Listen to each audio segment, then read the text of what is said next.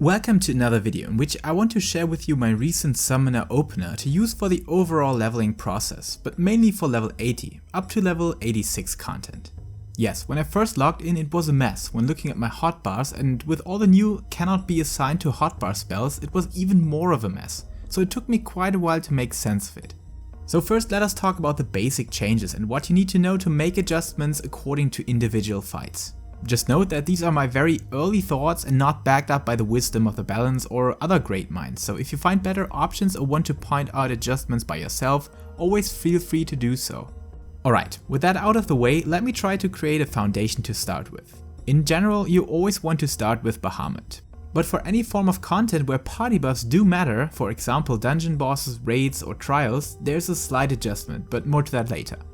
Other than that, for questing or AoE damage, everything that is not a fight longer than 2 minutes, just throw in Bahamut immediately. Use your big attacks while using Energy Drain and Festa in between, and afterwards, use your elemental summons including their gemstone attacks and procs whenever you find good windows to fit them in, but at least until the next Firebird trance or Dreadworm trance is ready again. Because each use of Dreadworm or Firebird trance will give you new gems to summon your elementals. And after making sense of these base elements, I personally think the summoner could be the easiest DPS job at the moment. Yet it doesn't feel boring to me, so let us cover the precise level 80 rotation. Unlike in short fights, questing or encounters where no other party members are affected, I would always start with a pre-pull Rune 3, especially if someone uses a countdown, followed by Energy Drain, followed by another Rune 3.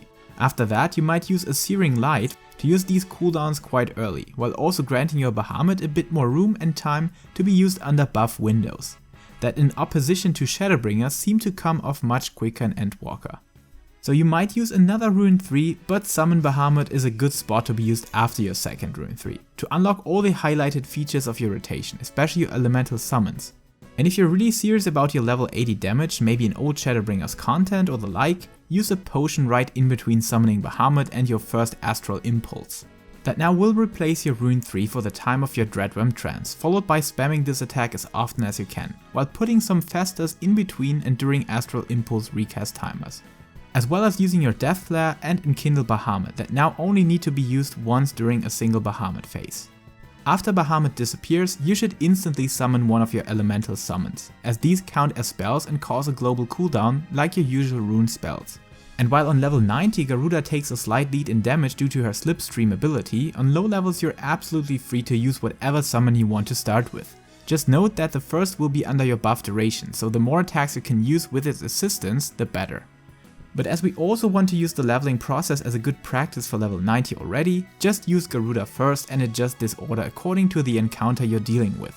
Titan and Garuda are the best when a lot of movement is happening, and Ifrit should be summoned when no movement is in sight for the next seconds, and maybe use Swift Cast for Ifrit spells if raising is not necessary. However, the ultimate goal is to use all of your gemstone attacks, those that you receive upon summoning each elemental primal, before entering the next Firebird or Dreadworm trance, as these stances will generate new gemstones that would otherwise override existing ones. And going through this rotation you will notice a short intermission time where you have to cast Rune 3. Try to place this close to your Ifrit stance where movement will not hinder your spell uptime. And as Rune 4 is triggered with Energy Drain each minute, try to put it into your buff uptime, or save it for more movement that you haven't thought of and would have to delay Rune 3 or Ifrit's Ruby Rite otherwise. All in all, this rotation is super simple, and I will update this when reaching level 90 and when gear might change the whole setup a bit, but for now, I hope this helps you out with your MSQ progress and leveling. All attacks except Rune 4 have an AoE version, so use these whenever you're attacking 3 or more enemies. As always, these early videos are subject to change and they are no guide at all. Just some guidelines I use for my personal performance, so take this with a grain of salt. However, I hope this can help you out to get started, and of course I will be right back after completing the MSQ with a fitting guide to the summoner. So stay tuned and keep rocking those summons. Until then, stay safe, stay healthy and keep loving Final Fantasy.